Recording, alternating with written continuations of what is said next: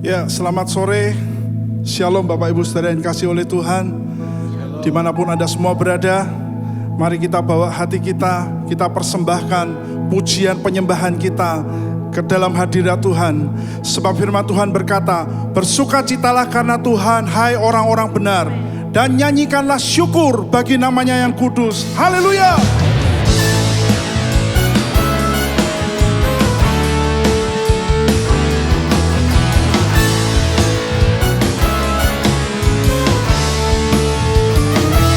Besarlah Tuhan, besarlah Tuhan dan layak dipuji. Besarlah namanya, kekalah kuasanya. Aman berlindung dalam naungannya.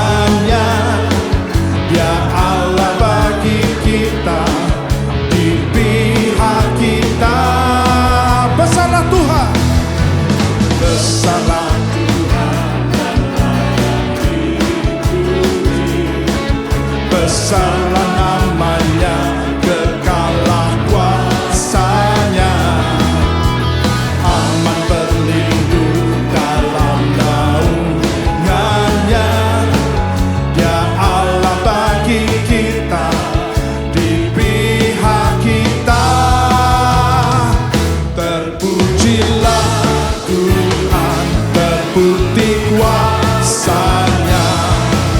Dia telah menunjukkan kasih-Nya pada kita. Sebab Tuhan telah bangkit menyayangi kita. Terpujilah Tuhan, terpuji namanya. Yesus Allah perkasa.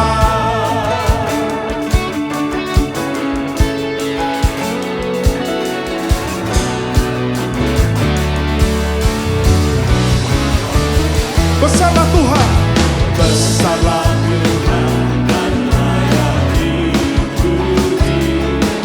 Besarlah namanya, kekalah kuasanya. Aman berlindung dalam naungannya. Yes, ya Allah bagi kita, di pihak kita. Terpujilah, terpujilah Tuhan, terbukti kuasanya. Dia telah menunjukkan kasih-Nya pada kita.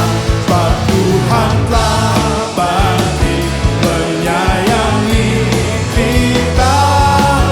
Terpujilah Tuhan, terpuji namanya.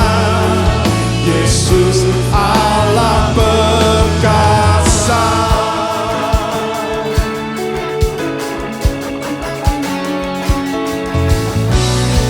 Mari katakan lagi, besarlah Tuhan.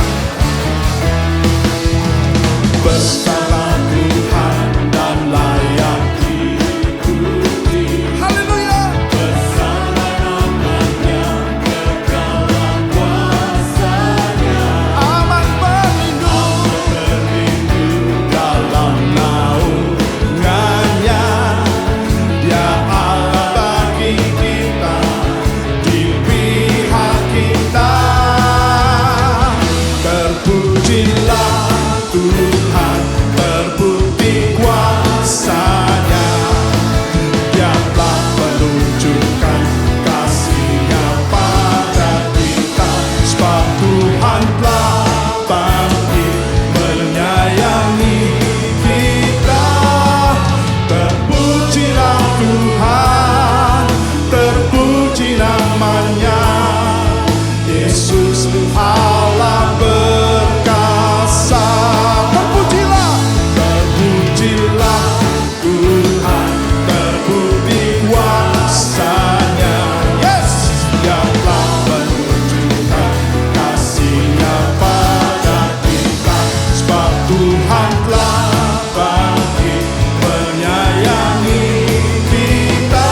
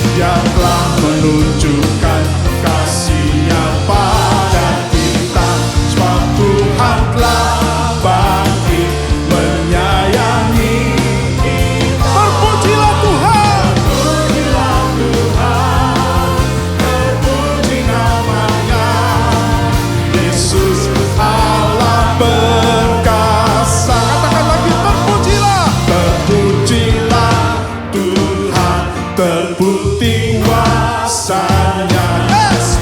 Dia telah menunjukkan kasih-Nya pada kita, sebab Tuhan telah baik menyayangi. Terpujilah, terpujilah Tuhan, terpuji namanya, Yesus Allah perkasa. Terpujilah Tuhan, terpuji namanya, Yesus Allah perkasa. Yesus Allah perkasa.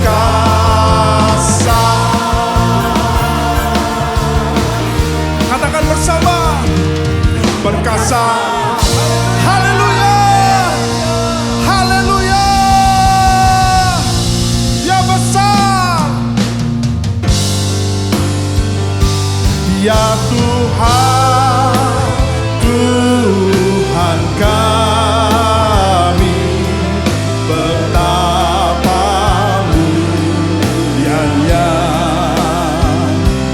nama-Mu, Tuhan kami, dimuliakan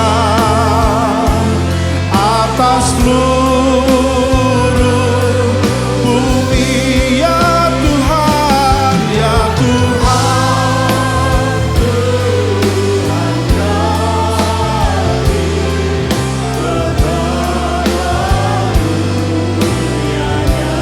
nama-Mu, nama-Mu, Tuhan kami, dimuliakan atas seluruh bumi.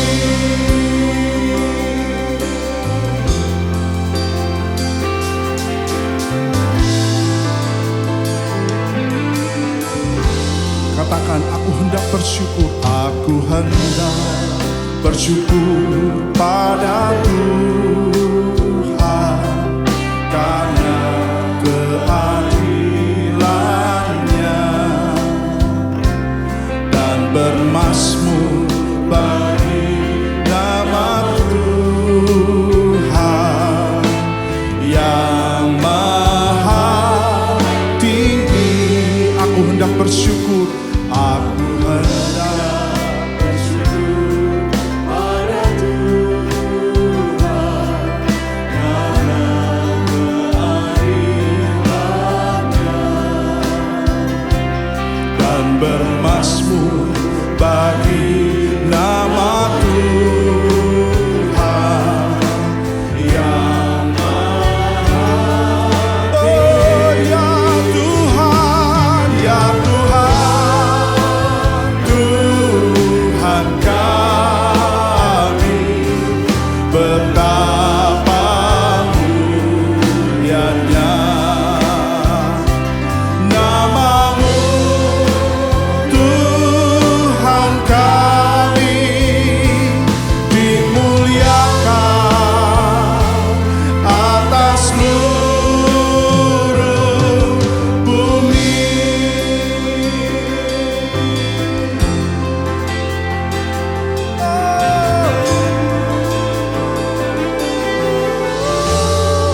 Aku hendak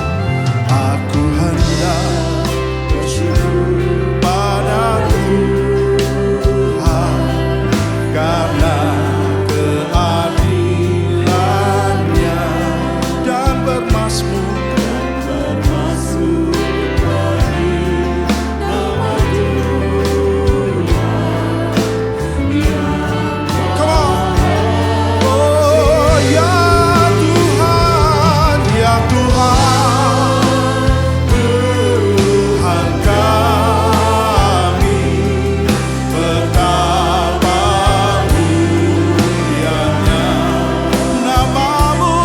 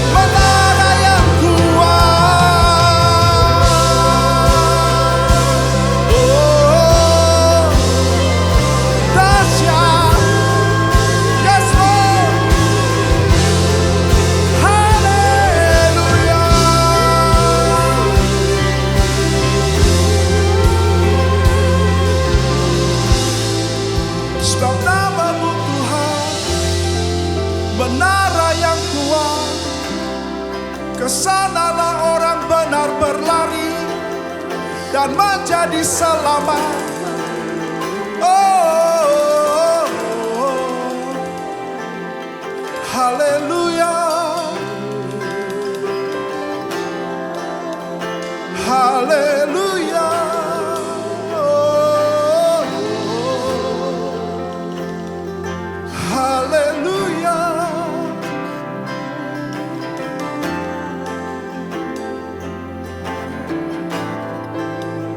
Haleluya. Terima kasih Tuhan. Terima kasih Tuhan.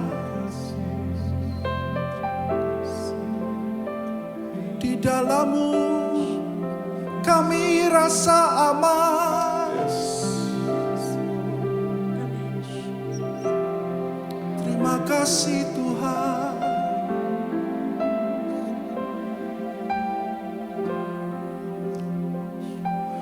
Ya Tuhan, Tuhan kami, betapa mulianya nama-Mu, Tuhan kami, dimuliakan atas seluruh bumi. Ya Tuhan, Tuhan kami, betapa mulianya nama-Mu, Tuhan kami, dimuliakan atas seluruh. Ya Tuhan, ya Tuhan, Tuhan kami, betapa mulianya nama-Mu, Tuhan kami, dimuliakan, dimuliakan, dimuliakan, dimuliakan, dimuliakan, dimuliakan atas seluruh bumi, atas seluruh bumi.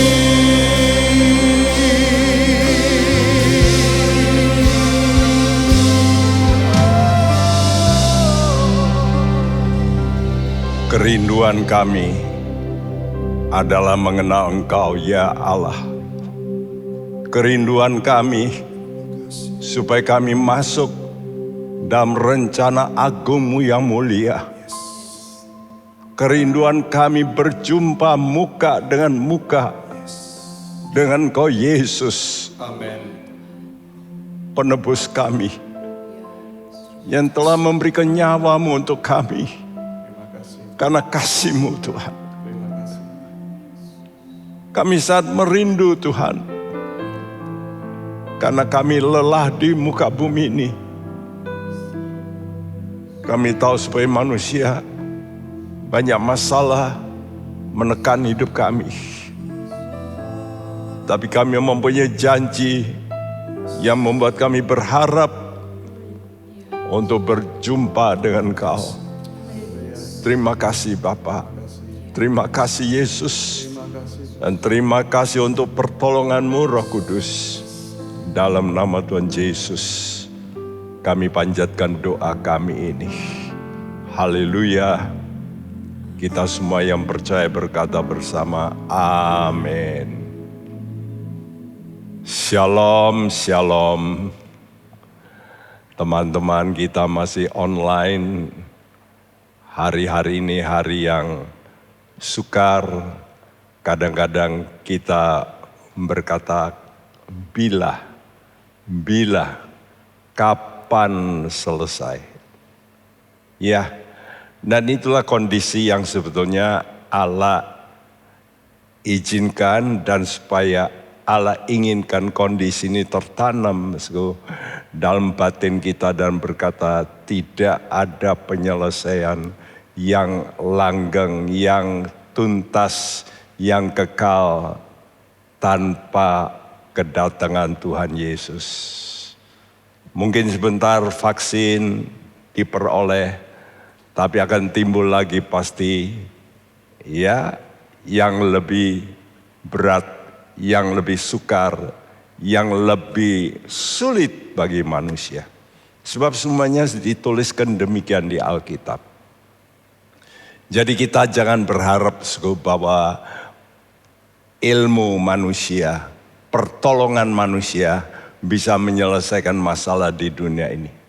Never, tidak akan pernah. Sampai raja kebenaran, raja damai itu akan mengambil alih seluruh pemerintahan di dunia ini dan diganti dengan satu pemerintahan yang kekal selama-lamanya. Karena itu saudaraku, dalam batin kita dengan peristiwa-peristiwa yang sangat mungkin menekan, ini tidak boleh membuat kita lalu hancur. Kita justru dengan peristiwa ini justru harus meningkatkan. Apa yang harus kita tingkatkan? Kerinduan kita. Rindu. Ya, jiwa yang rindu. Rindu akan Tuhan yang akan tampil sebagai raja. Rindu akan Tuhan yang akan memerintah muka bumi ini seluruhnya dan diambil alih. Barulah tercipta suatu kondisi yang membuat kita benar-benar bahagia selama-lamanya. Saudara, jiwa kita harus merindukan Tuhan. Dan inilah yang digambarkan dengan seekor binatang, yaitu kijang atau rusa. Kalau kita baca dalam bahasa Inggris ada kata-kata begitu banyak yang dipakai, ya. Ada gazelle, ada deer, ada hart, ada rubak. Ya, saudaraku, ada beberapa kata dan jumlah itu setelah saya teliti, kurang lebih 30 kata tentang kijang ini. Tapi saya tidak tertarik seperti binatang-binatang lainnya sampai saat 2 bulan lalu atau 3 bulan lalu saya membaca Kidung Agung. Dan saya baca Kidung Agung itu mungkin 1 bulan. Saya baca, saya perhatikan. Dan di situ ternyata ada gambaran tentang kijang ini. Berkali-kali dituliskan tentang kijang ini. Ini menarik saya. Karena itu saya tidak akan diam membaca itu. Itu sesuatu yang menarik. Kenapa ya? Kok Tuhan sendiri mengumpamakan dirinya seperti kijang? Nah, aneh bukan? Kalau Tuhan sendiri sang pencipta itu melukiskan dirinya seperti kijang.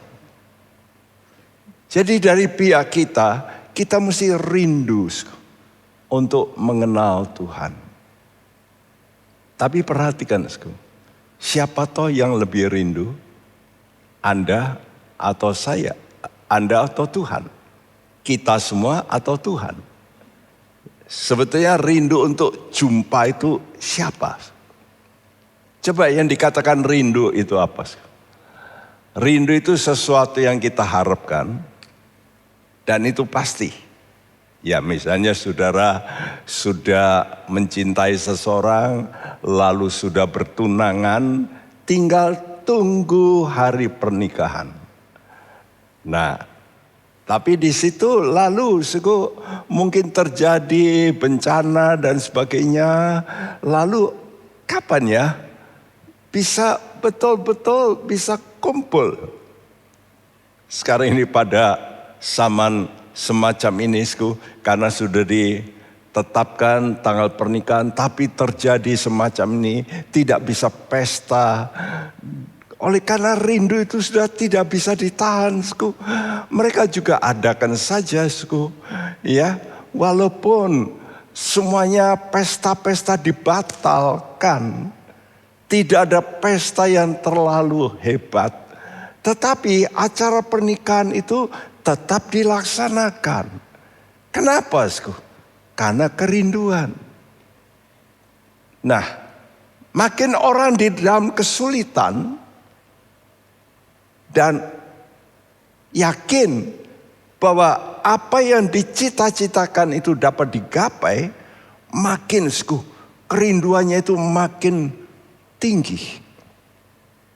Jadi pertanyaan pertanyaan saya, siapa toh yang merindukan Anda atau Tuhan? Kita, gereja Tuhan, atau Tuhan sendiri? Anda mesti tahu. Kita hidup paling berapa tahun? Ya. Jadi kita mengalami kesulitan dan kita berkata, Tuhan, kapan selesai Tuhan? Mari datanglah Tuhan. Datang seperti Rasul Yohanes, dia dibuang di Pulau Patmos. Dan waktu dia dibuang di pulau berbatu karang, disitulah dia mendengarkan suara dari Sang Raja Yesus yang berkata sebagai mempelai, ya, dia berkata, aku akan datang segera. Dan itu diulangi. Dan itu memacu Yohanes sehingga dia lalu menutup bagian daripada surat Wahyu, kitab Wahyu itu dengan kata-kata, datanglah. Come, Lord Jesus, come. Ya, ini harus menjadi kerinduan kita, Tuhan, datanglah Tuhan. Tidak ada penyelesaian yang tetap, yang kekal tanpa kedatangan Tuhan. Namun sebenarnya kita hidup paling 100 tahun. Ada ya, om saya sendiri bisa 102 tahun. Tapi tahukah saudaraku, Tuhan mencipta manusia sejak Adam dicipta sampai sekarang sudah hampir 6.000 tahun ini. Jadi sebenarnya Tuhan sudah planning. Nanti aku akan membuat suatu kumpulan orang-orang yang benar-benar taat kepadaku.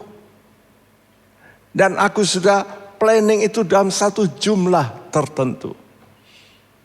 Nah, dia planning kalau bisa secepatnya jumlah itu tercapai.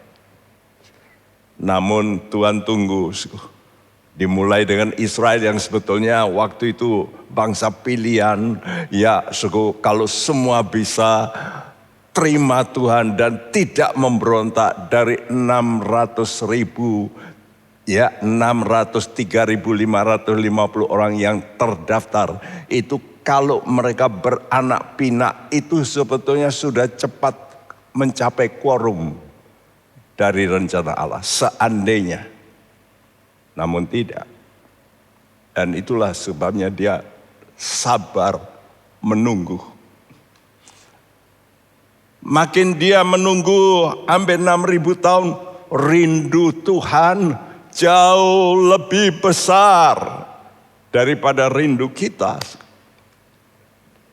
Dan dia menanti di sorga, bilakah jemaatku ini bisa betul-betul mencapai taraf standar yang aku inginkan supaya cepat bisa terjadi Apa yang aku rencanakan yang mulia? Saya kalau merasakan itu, saya berkata, Tuhan, Engkau jauh lebih rindu daripada kami. Engkau jauh lebih sabar. Kami ini kadang-kadang cuma dalam tempo singkat menderita. Kami sudah tidak sabar. Tapi Engkau, Allah yang sabar, panjang sabar. Kenapa? Karena Dia tidak ingin apa yang direncanakan, jumlah yang sudah ditetapkan itu gagal. Karena itu Dia sabar. Ya, dikatakan dalam surat 2 Petrusku, Allah panjang sabar, oleh karena itu Dia menanti kapan ya umatnya ini betul-betul mencapai kedewasaan. Dan Tuhan tunggu dalam masa ke masa Tuhan petik, Tuhan tarik ya, masa yang lalu Tuhan dah mendapat ya, Dia kolek terus, ini yang aku pilih, ini. Namun Dia masih tunggu, masih kurang. Dan inilah yang harus kita dengarkan, suara jeritan Tuhan ini, kerinduan Tuhan ini. Saudara, karena itu marilah kalau kita rindu mengenal Tuhan, maka kita harus merindukan apa yang direncanakan Tuhan. Apa yang direncanakan Tuhan, yaitu sesuatu yang kekal. Karena itu jiwa kita harus merindukan sesuatu yang kekal. Sejak manusia jatuh ke dalam dosa, maka Adam dan Hawa mulai terpisah dari Allah. Dia diusir dari taman, ya, dan dia harus pergi, saudaraku, dengan rasa takut, lalu punya anak. Kita baca juga bagaimana Kain lebih-lebih lagi merasa lebih takut lagi, sampai dia lalu terus menjauh dari Taman Eden, jauh ke arah timur. Alkitab menulis begitu, ke arah timur, sehingga timbullah apa? Timbullah mulai berhala-berhala yang berpusat dari timur. Tidak heran kalau sudah baca dalam kitab Nabi Yesaya bahwa berhala-berhala itu adalah dituliskan dalam terjemahan, salah satu terjemahan yang baik, Eastern Ways, jalan-jalan orang timur. Ya, karena itu Tuhan ingin supaya orang-orang timur ini harus bertobat lebih dulu. Dunia ini gelap oleh karena di timur ini begitu banyak berhala. Dimulai di Babel, di situ kalau sudah baca. Ya, banyak orang-orang Majus dari mana? Itu tanda bahwa Tuhan memberikan cahaya bintang supaya apa? Supaya orang-orang Majus dari mana? Dari timur. Ayo balik kamu. Ya, karena memang timur ini pusat yang namanya penyembahan. Baik penyembahan yang benar maupun penyembahan yang tidak benar. Karena itu penyembahan yang benar kapan bisa betul-betul terwujud? Kalau Yesus datang bukan di dunia barat. Yesus datang di timur. Ya, Dia datang di tempat yang paling gelap, di kota yang paling kurang enak, Nazaret. Ya, karena kota itu kota transit dari pedagang-pedagang, di situ banyak peristiwa-peristiwa yang amoral. Jadi kita melihat sejak jatuh ke dalam dosa, ada perasaan sesuatu yang kurang dalam diri manusia ini, dalam jiwanya. Ya, namun Tuhan sebagai pencipta, dia sudah membuat manusia ciptaannya itu berbeda daripada binatang. Karena mereka, manusia ini ada roh selain jiwa. Jadi gambar di bawah ini ada tulisan spirit, ada soul, ada body. Spirit yang hijau tua, yang lebih tua itu. Yang di tengah itu soul, jiwa, terdiri dari pikiran, perasaan dan kehendak. Dan yang di luar itu adalah tubuh. Dan Tuhan memberikan yang namanya kekekalan. Dan kekekalan itu bermuara dalam spirit, dalam roh. Mari dibacakan kitab Pengkhotbah pasal 3 ayat 10 dan 11. Aku telah melihat pekerjaan yang diberikan Allah kepada anak-anak manusia untuk melelahkan dirinya. Ia membuat segala sesuatu indah pada waktunya. Bahkan ia memberikan kekekalan dalam hati mereka. Tetapi manusia tidak dapat menyelami pekerjaan yang dilakukan Allah dari awal sampai akhir. Aku telah melihat pekerjaan yang berikan Allah kepada anak-anak manusia. Untuk apa? Melelahkan dirinya. Jadi sejak manusia jatuh ke dalam dosa, maka apa kata Tuhan? Oleh karena kamu berdosa, maka terkutuklah bumi ini. Nah, oleh karena terkutuk itulah jadi manusia jadi lelah. Karena itu Tuhan berkata kepada Adam dan Hawa bahwa dengan berkeringat engkau akan makan rezekimu. Jadi manusia mulai lelah, capek. Karena itu hal ini bukan sebagai hal yang tidak baik, tapi untuk sebagai hajaran supaya manusia itu lalu timbul sesuatu, rasa kurang ini. Ya kok capek ya, dalam dunia ini kok begitu capek. Namun Tuhan tanamkan dalam diri manusia itu ya kekekalan dalam hati mereka. Dan itu bermuara dalam spirit. Ya. Kekekalan itu bermuara dalam spirit. Oleh karena manusia itu punya spirit, dia bisa mencita-citakan yang nanti. Tidak seperti binatang-binatang. Ya. Walaupun binatang-binatang itu juga mengumpulkan untuk musim panas dan sebagainya. Waktu musim dingin dia kumpulkan pada musim panas. Tapi dia melakukan itu hanya dengan naluri yang Tuhan berikan set up tetap begitu. Tapi manusia tidak. Manusia punya roh yang memberikan kekekalan. Dan dari roh ini lalu mempengaruhi jiwa manusia. Sehingga jiwa manusia pun juga merindukan kekekalan. Oleh karena adanya spirit, roh yang memang sifatnya kekal. Dan itu mempengaruhi jiwa manusia sehingga timbul kerinduan. Kerinduan apa? Merindukan hal yang kekal. Tapi sayang, manusia tidak dapat menyelami pekerjaan yang dilakukan Allah dari awal sampai akhir. Jadi Allah itu sudah melakukan sesuatu supaya manusia itu melek. Ini loh, aku akan ubah kelelahanmu nanti. Dan aku mengerjakan pekerjaan, tapi tidak dapat diselami.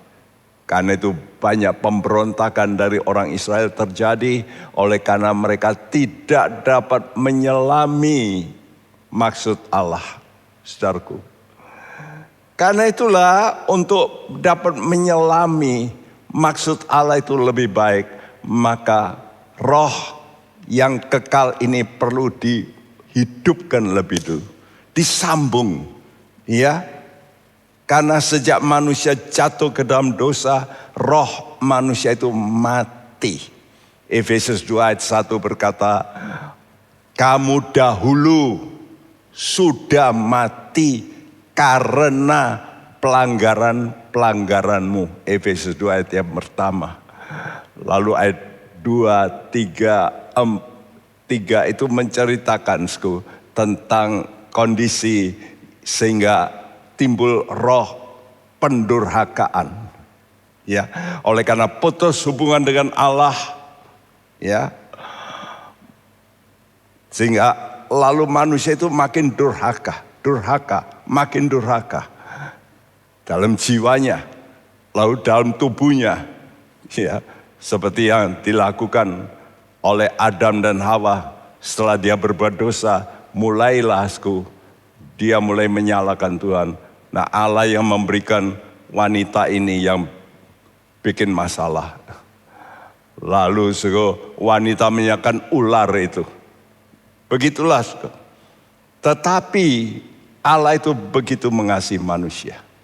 Efesus 2 ayat 4-6. Tetapi Allah yang kaya dengan rahmat, oleh karena kasih-Nya yang besar, yang dilimpahkannya kepada kita, telah menghidupkan kita bersama-sama dengan Kristus, sekalipun kita telah mati oleh kesalahan-kesalahan kita.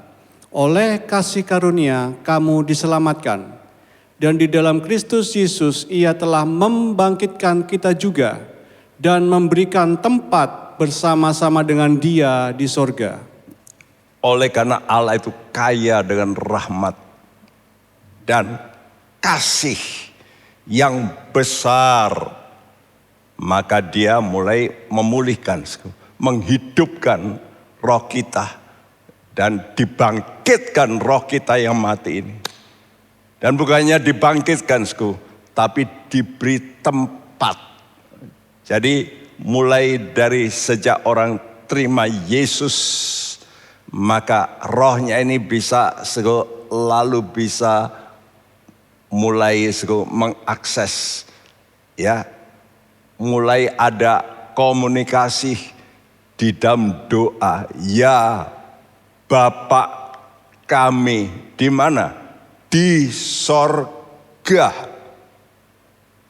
Karena itu kalau saudara ingin betul-betul mengenal Tuhan, saudara tidak harus suka bersimpu di bawah kaki Tuhan Yesus. Nanti kita belajar dari rusa ini. Saya hampir putus asa karena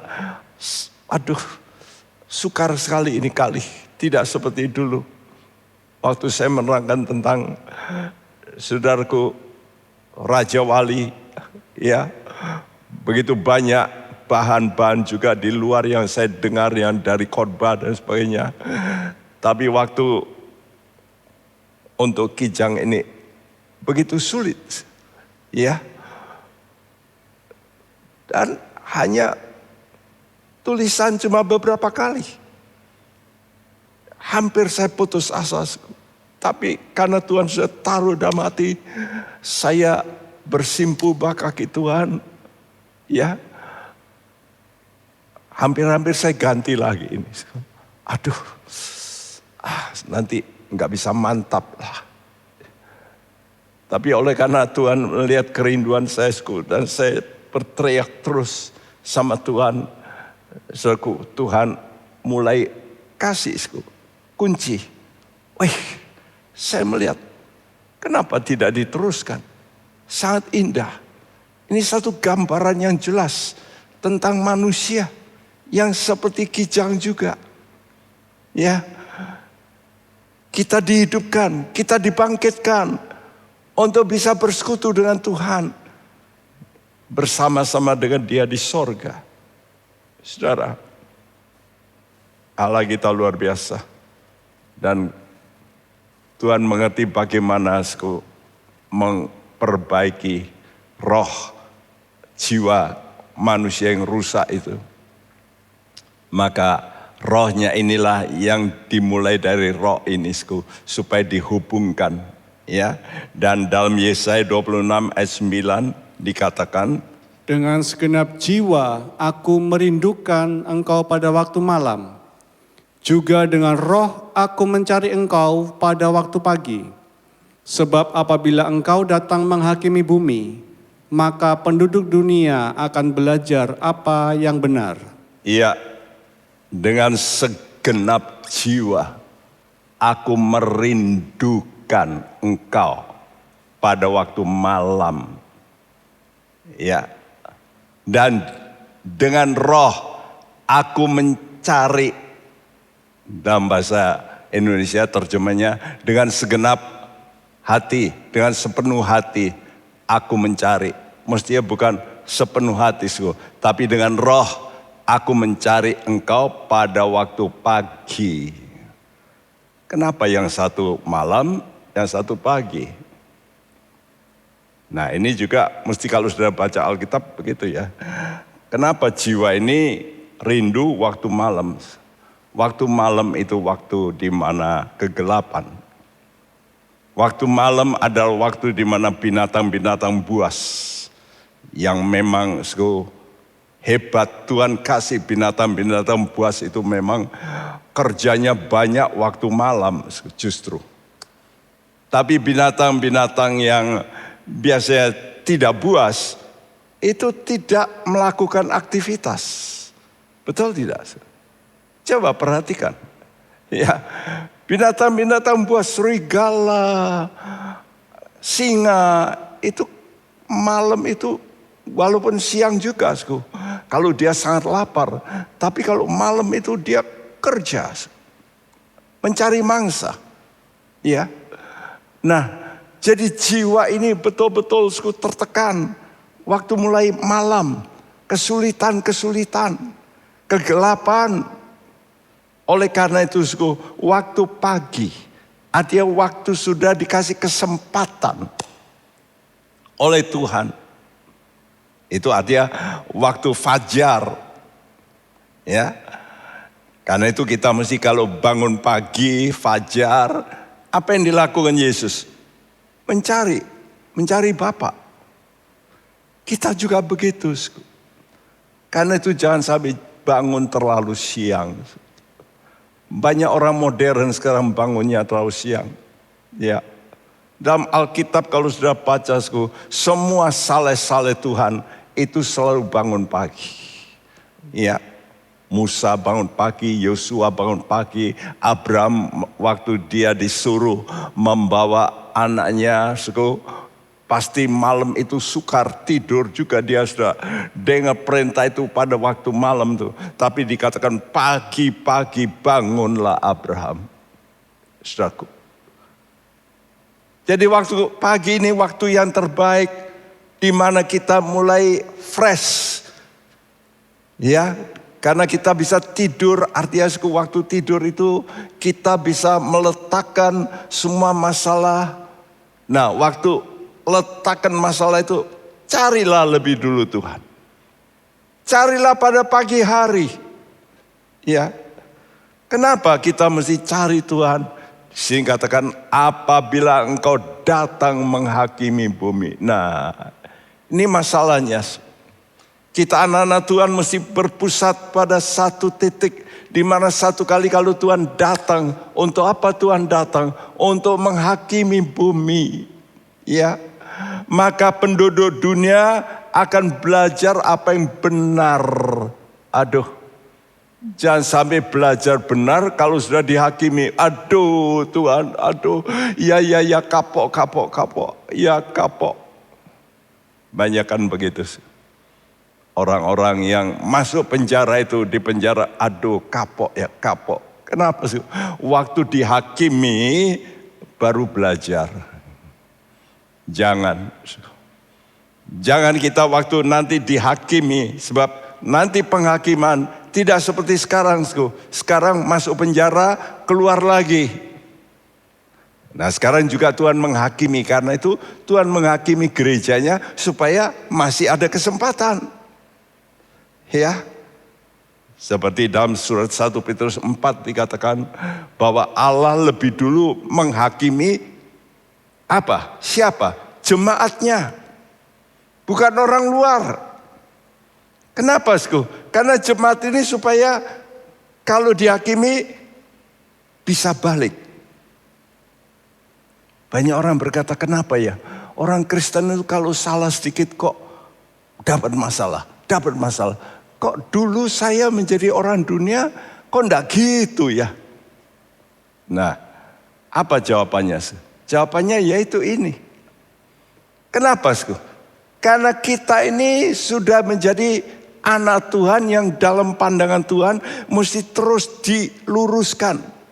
Tidak ditunggu nanti dirapel hukuman kekal. Tidak. Karena itu dalam 1 Korintus 10 pun diajarkan waktu kita makan perjamuan suci. Kenapa perjamuan suci diadakan? Supaya kita bisa yaitu mulai menghakimi diri kita sendiri. Jangan sampai kita nanti dihakimi oleh Tuhan. Ya. Itu nanti terlambat. Lebih baik kalau ada perjamuan suci, kita menghakimi diri kita sendiri. Memperbaiki cepat. Supaya apa? Supaya kita jangan kena penghakiman akhir. Itu dituliskan dalam surat 1 Korintus. Supaya jangan kita ikut penghakiman dengan dunia. Karena itu kita mesti belajar dengan benar. Dengan apa? Yaitu dengan jiwa yang merindu dan roh yang mencari. Ya. Dan waktu rohmu hidup dan rohmu mencari, maka Roh Kudus membantu. 1 Korintus 2 ayat 10. Karena kepada kita Allah telah menyatakannya oleh roh. Sebab roh menyelidiki segala sesuatu, bahkan hal-hal yang tersembunyi dalam diri Allah. Ya, Allah kepada kita Allah telah menyatakan oleh roh. Sebab roh menyelidiki. Jadi waktu roh kita dihidupkan, maka Roh Kudus sekarang bisa operate, bisa bekerja sama dengan roh kita. Dan Roh Kudus ini yang menyelidiki dalam diri Allah, dia download untuk kita. Ini loh, ini Allah ini begini, hal-hal yang tersembunyi. Karakter yang tersembunyi yang kau tidak sadar ini. Lalu kita mulai, oh begitu toh Allah kita. Kita mulai bisa mengenal Allah. Hanya oleh karena roh. Ingat, saudara tidak bisa mengenal Allah tanpa saudara berdoa. Saudara boleh bongkar balik Alkitab. Seperti banyak teolog-teolog di dunia ini, justru mereka yang justru kadang-kadang memberikan ajaran yang sangat berbeda dari maksud Tuhan. Bahkan mengkritisi Alkitab. Ini fakta. Ya. Sehingga mereka berkata, ini kok enggak sesuai. Kenapa? Karena mereka pakai jiwanya lebih daripada spirit. Karena spiritnya masih mati. Sehingga kata Tuhan juga kepada orang Yahudi yang semacam itu. Ya, kamu menyelidiki Alkitab. Ya, tapi kami berbuat dosa. Kamu selidiki Alkitab. Tapi kamu membunuh aku, kata Yesus. Karena perkataanku tidak masuk. Kita boleh selidiki Alkitab. Tapi justru yang membunuh Tuhan Yesus bukan orang yang tidak menyelidiki Alkitab. Orang-orang Yahudi, tua-tua, orang Farisi, itu pandai Alkitab. Tapi mereka justru yang membunuh Yesus.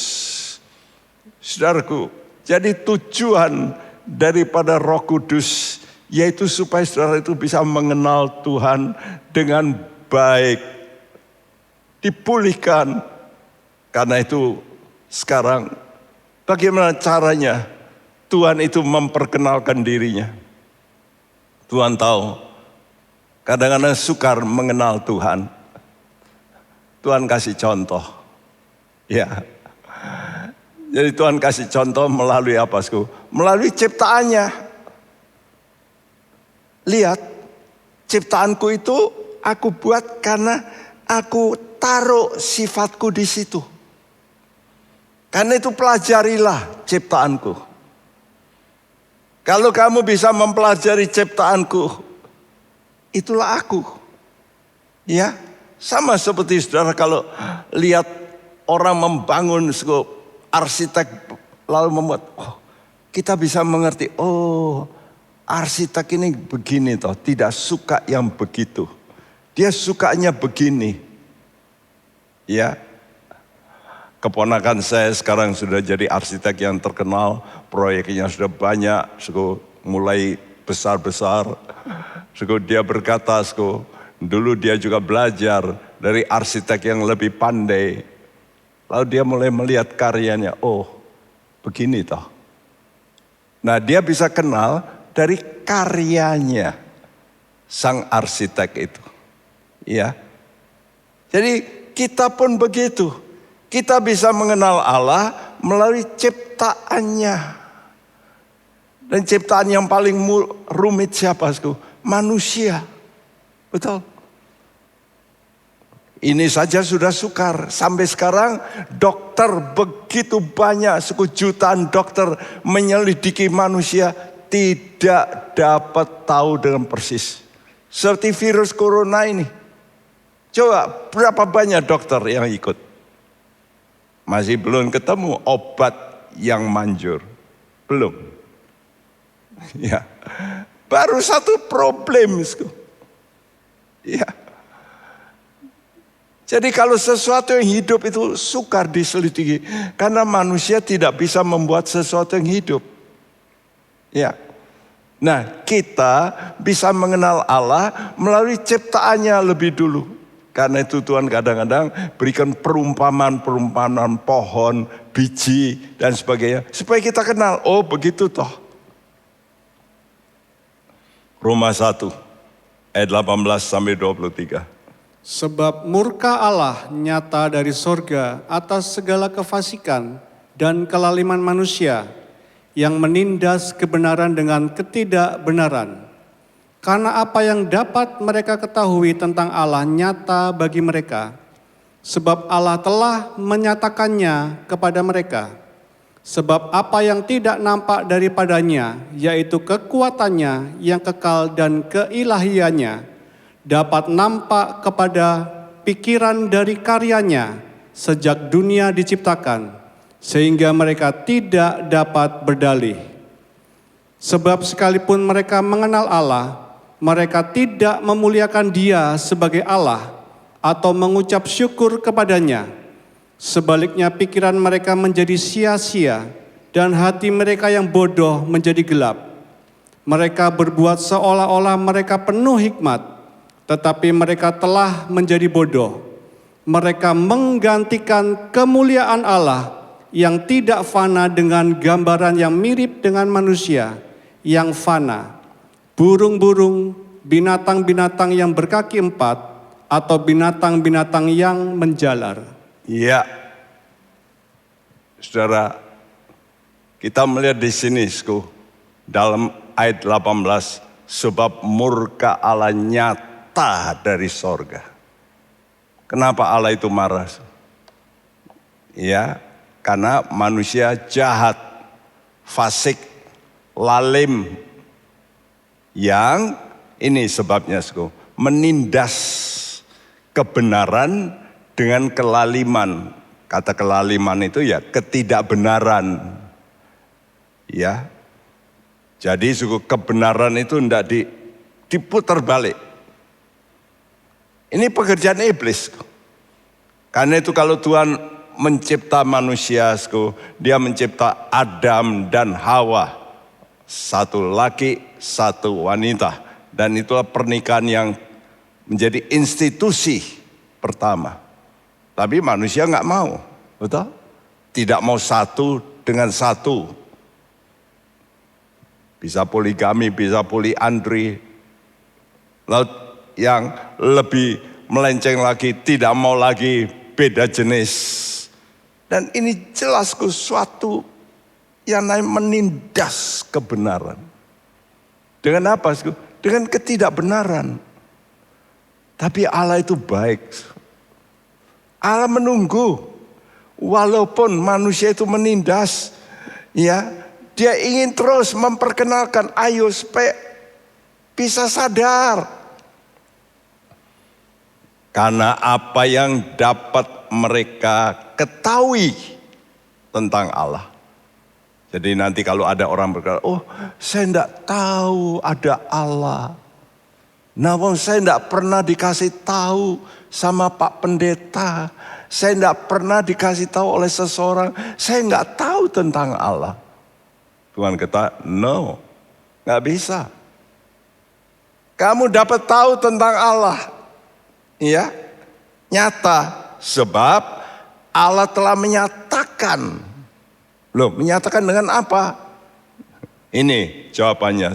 Sebab apa yang tidak nampak daripadanya, Allah yang tidak bisa dilihat, kekuatannya kita nggak lihat, keilahiannya kita nggak lihat, nggak mungkin. Kalau Allah menyatakan kemuliaannya kita mati. Karena itu biasanya dia samar-samar, nggak mungkin full kemuliaan Tuhan. Kita mati, ya. Kekuatannya dan yang kekal dan keilahiannya dapat nampak di mana? Dalam pikirannya Allah, dari hasil karyanya. Misalnya orang bikin rumah ini sama rumah ini, kok beda ya? Harganya sama, tapi kok ini bagus, ini tidak. Uangnya sama, tapi kok beda, kenapa? Ya, pikiran arsiteknya beda, yang satu arsitek jempolan, yang satu arsitek abal-abal mungkin. Hasilnya beda, ya saudara. Karena itu nanti kalau manusia berkata, oh saya tidak kenal Tuhan itu karena saya nggak tahu. Ayat ini berkata, ya manusia tidak dapat berdalih. Jadi kalau ada orang berkata saya ateis, saya nggak mau percaya Allah. Tuhan kata, kamu tidak mau percaya. Kamu tidak dapat berdalih. Ya, kamu pasti kena hukumanku. Ini Allah. Allah itu marah. Karena manusia tidak mau sadar bahwa dengan ciptaannya kita bisa melihat pikiran Allah itu begitu. Ya, sebab sekalipun mereka mengenal Allah, sekarang kalau tahu bahwa ada Allah pencipta. Sekarang ada beberapa orang berkata, kami percaya Allah pencipta, tapi tidak memuliakan dia sebagai Allah atau mengucap syukur. Bahkan marah sama Allah, ngomel, kok begini? Percaya ada Allah, tapi tidak memuliakan, tidak mengucap syukur. Ya, sebaliknya mereka menjadi sia-sia, hati mereka menjadi bodoh, gelap, seolah-olah pandai, tapi bodoh. Kenapa? Karena menggantikan Allah yang benar dengan Allahnya buatan pikiran mereka. Dengan apa? Dengan gambar-gambar. Karena itu tidak heran orang menyembah gambar-gambar, menyembah burung-burung, menyembah mungkin orang, gambaran orang, lalu disembah. Bukankah itu dilakukan oleh manusia?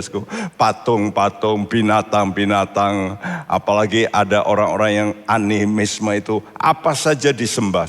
Termasuk batu, termasuk pohon, semua. Termasuk matahari. Ya, karena di situ kok ada kekuatan. Termasuk bulan, termasuk bintang disembah. Padahal itu semua apa? Itu ciptaan dari Allah. Lebih celaka kalau manusia mulai membuat patung yang dia buat lalu dia sembah. Wah, Tuhan kata, lu Allah kok kamu buatanmu kok jadi Allah. Itu Allah marah. Ya, karena itu kita mesti akui. Pencipta itu ada. Ada Allah pencipta. Ada. Inilah iman. Ibrani 11 ayat 6. Tetapi tanpa iman tidak mungkin orang berkenan kepada Allah. Sebab barang siapa berpaling kepada Allah, ia harus percaya bahwa Allah ada dan bahwa Allah memberi upah kepada orang yang sungguh-sungguh mencari Dia. Ya, tanpa iman tidak mungkin orang berkenan pada Allah. Jadi walaupun orang percaya Allah pencipta, tapi tidak percaya bahwa Allah itu yang sebenarnya itu adalah yaitu yang sudah dinyatakan Yesus. Tanpa orang percaya bahwa Yesus itu Allah yang menjadi manusia, ya manusia tidak mungkin berkenan sama Allah. Tidak akan, ya. Karena itu dikatakan siapa yang mau berpaling pada Allah, yang betul-betul mau cari Tuhan dengan betul, ia harus percaya. Apa yang harus dipercaya? Dua. Allah eksis dan Allah itu akan memberi upah. Ini berarti Allah itu akan membalas. Ya, perbuatanmu baik, jahat, Allah itu kasih upah. Upah dosa juga. Jadi upah ini bisa reward, bisa juga hukuman. Ya. Jadi Allah itu kita mesti percaya bahwa Allah itu ada, eksis. Dan yang kedua, Allah itu pasti akan melakukan tindakannya. Ya, kepada dan reward itu pada orang yang sungguh-sungguh mencari Tuhan yang betul. Ya. Supaya apa? Supaya mereka makin mengenal. Karena itu kita disuruh mencari. Nah, itulah sebabnya saya berikan tentang Kristen rusa ini. Karena ini satu gambaran daripada jiwa yang mencari Tuhan, haus, ya. Nah, tadi dikatakan karena apa yang dapat mereka ketahui tentang Allah itu nyata bagi mereka. Sebab Allah telah menyatakan apanya? Kekuatannya yang kekal dan keilahiannya sudah nyata. Lihat aja binatang itu.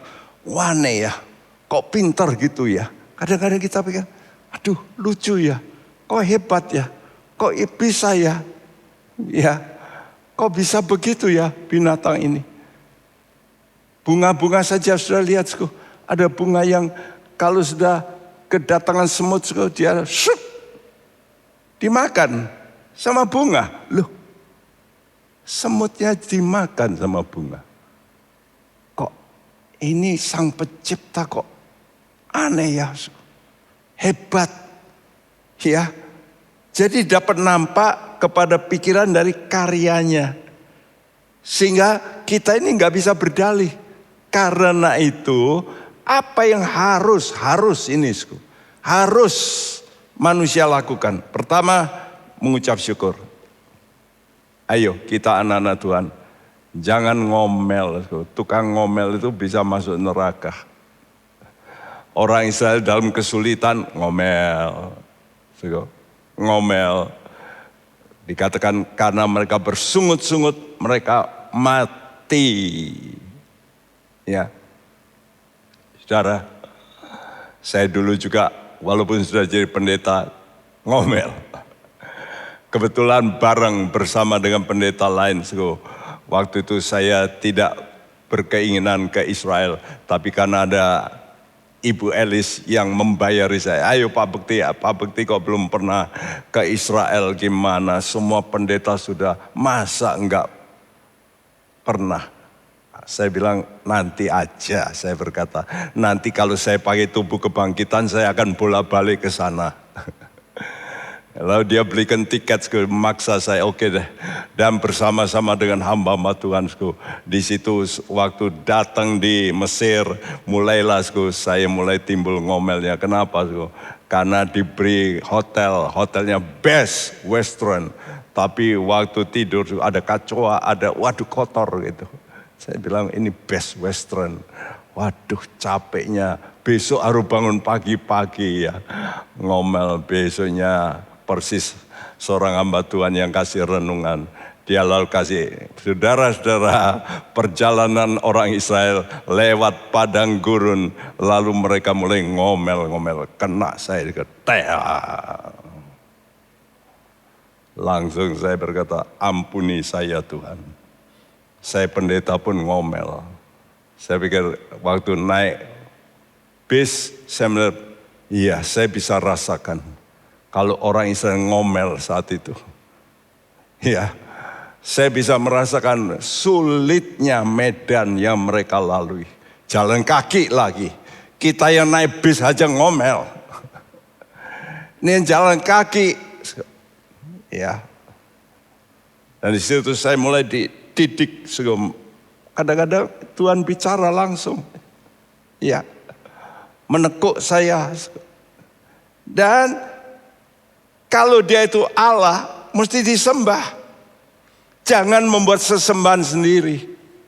Berhala, awas kata Tuhan, murka akan datang.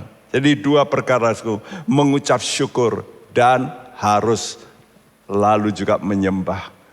Dan untuk itu kita mesti mengenal anugerah Tuhan. 2 Petrus 3 ayat 17-18.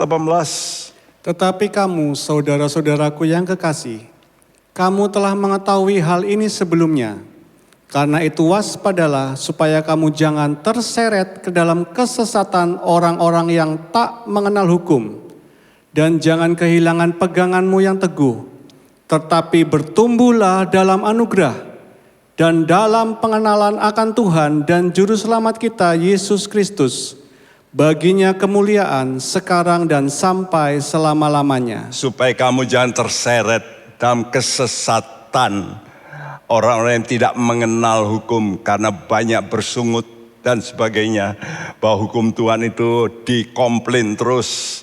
Tetapi kamu harus bertumbuh dalam anugerah dan pengenalan. Nah, jadi Tuhan ingin supaya saudara ini bisa mengenal terus. Bertumbuh dalam pengenalan sampai pengenalan yang penuh tentang Yesus. Efesus 3 ayat 18-19.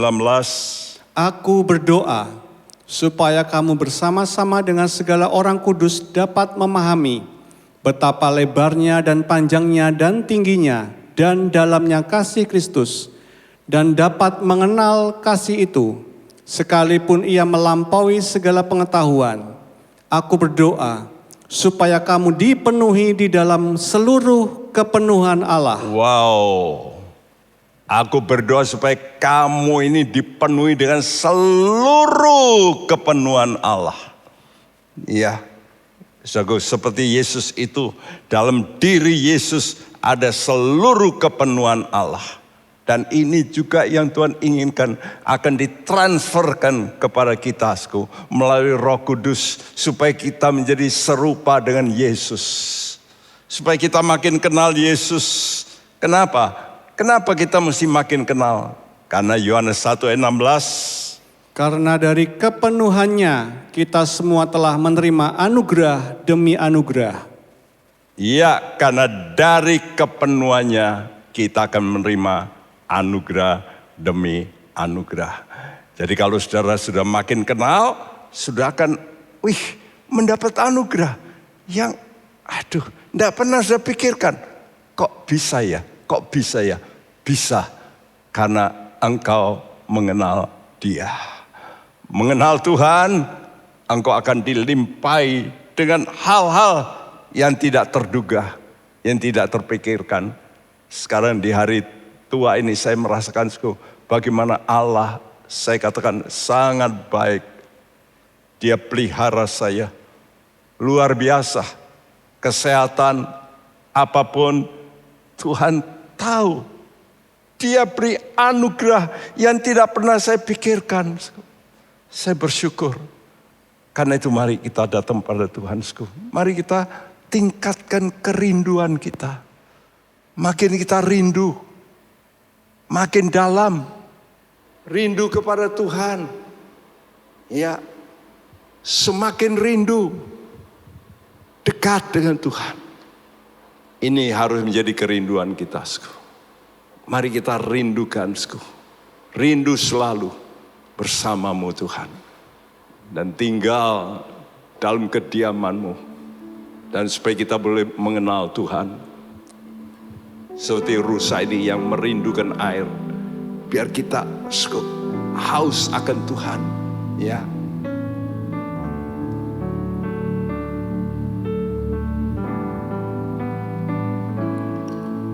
Rindu selalu bersamamu,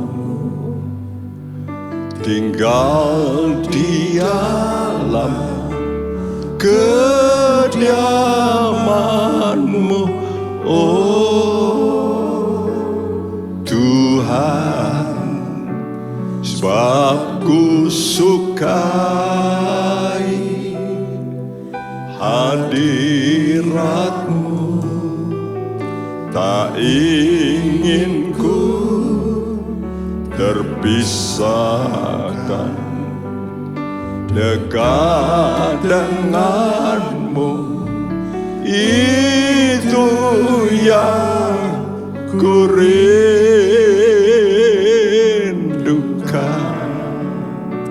sebab ku dapati kedamaian.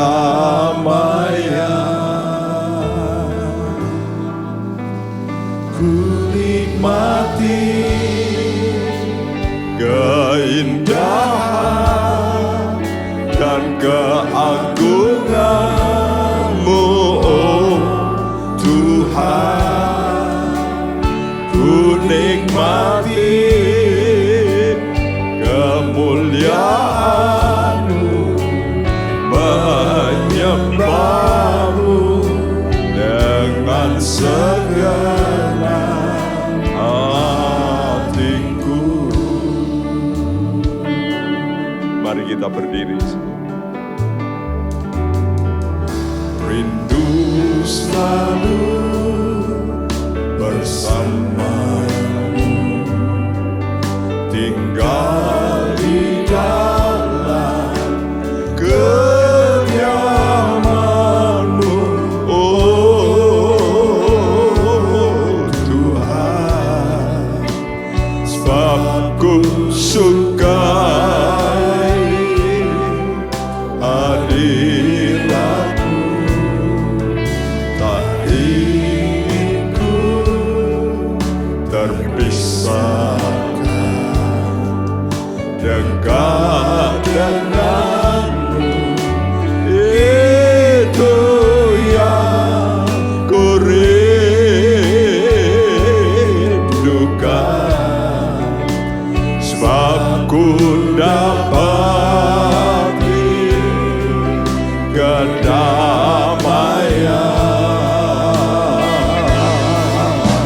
Ku nikmati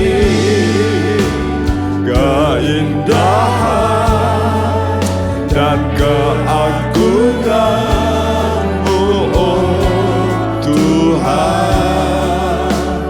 Ku nikmati kemuliaan-Mu, menyembah-Mu dengan segenap. Ku nikmati keindahan, amin, keagungan-Mu, oh Tuhan. Ku nikmati kemuliaan-Mu, menyembah-Mu dengan segenap. Oh, ku nikmati keindahan dan keagungan-Mu, oh Tuhan. Ku nikmati kemuliaan-Mu, menyembah-Mu dengan segenap hatiku. Menyembah-Mu dengan dengan segenap hatiku. Oh, menyembahmu,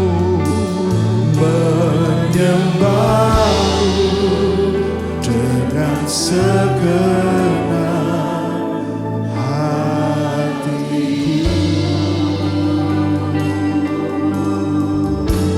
kami mau sembah Engkau.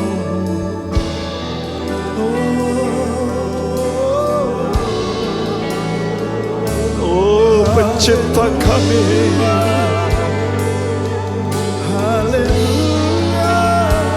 sumber segala perkara. Haleluya.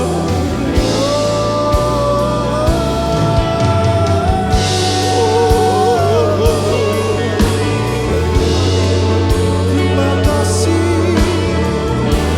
Kira lama shene.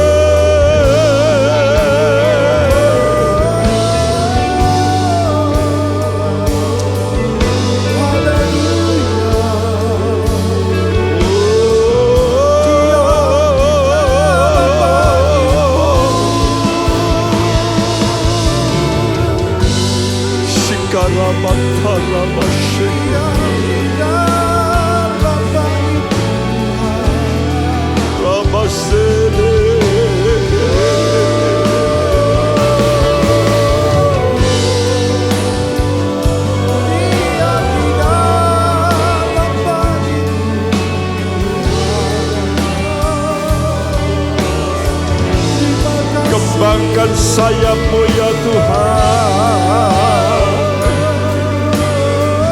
kembangkan sayapmu.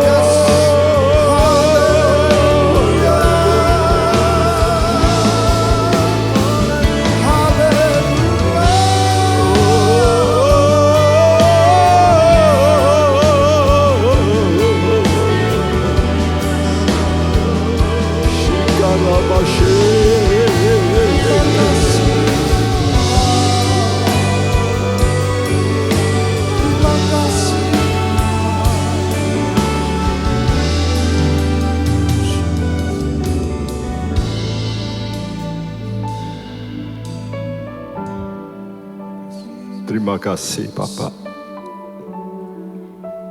Kalau kami bisa berdiam di hadirat-Mu, menikmati kekuatan-Mu, menikmati keilahian-Mu yang tidak mungkin bagi manusia. Tidak ada yang mustahil bagi-Mu Tuhan. Kami bersyukur, kami bersyukur. Nyatakan kekuatan dan keilahian-Mu. Walaupun kami tidak nampak Engkau, tapi kami rasakan kekuatan-Mu, kekuatan Roh Kudus yang akan menopang kami, sehingga kami tidak akan Tuhan patah, tidak putus asa, karena Engkaulah kekuatan kami. Amin. Terima kasih Bapak, terima kasih. Lebih dalam Tuhan, lebih dalam. Kerjakan lebih dalam Tuhan. Lebih dalam lagi. Biar Roh-Mu menopang tiap anak-anak-Mu yang dalam kelelahan Tuhan.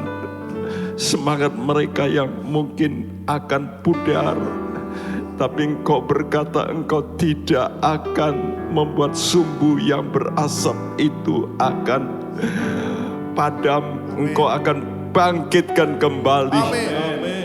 Engkau tidak biarkan bulu yang terkulai itu akan patah. Amin. Engkau tegakkan kembali. Tegakkan roh kami kembali. Kami percaya kuasa-Mu Tuhan. Amin. Terima kasih. Biar firman-Mu menjadi firman yang hidup dalam diri kami. Karena itu sekarang Tuhan, sebelum kami, Tuhan, berhenti, kami ingin menerima berkat-Mu. Kami mau tadakan tangan kami. Terimalah berkat dari Allah Bapa kita, dari Tuhan kita Yesus Kristus, dalam persekutuan Roh Kudus, memberkati engkau dengan kekuatannya, dengan keilahiannya, yang mustahil menjadi tidak mustahil bagi Tuhan. Dan bagi engkau akan mengalami terobosan-terobosan yang tidak pernah engkau alami. Terimalah dengan imanmu. Ada Allah yang besar, ada Allah yang maha kuasa, pencipta langit dan bumi. Terima kasih Bapa. Dan kami terima berkat-Mu ini dalam satu nama, nama Tuhan Yesus Kristus. Setiap kita yang percaya berkata bersama, amin. Tuhan memberkati Anda sekalian. Amin. Hai Inspiration People, jangan lupa untuk mengikuti iGen Online Service setiap Sabtu jam 5 sore di YouTube channel Generasi Inspirasi. God bless. Ibadah Minggu Online akan diadakan 2 kali pada jam 8:30 pagi dan 5 sore melalui YouTube di @gptkao Semarang dan relay di Good News FM pada jam 10 pagi. Hai Sobat Nambah, ikuti terus ya ibadah Nambah online setiap minggu jam 10 pagi di YouTube Nambah Kids Church atau jam 11 siang di IGTV @nambahkc. Yuk bersukacita bersama, God bless you. Penyaluran kolekte maupun persembahan lainnya dapat dilakukan melalui transfer ke nomor rekening gereja dengan nomor 009 707 2071 atas nama Megawati dan Lee Irwande atau dengan scan QR Code berikut ini.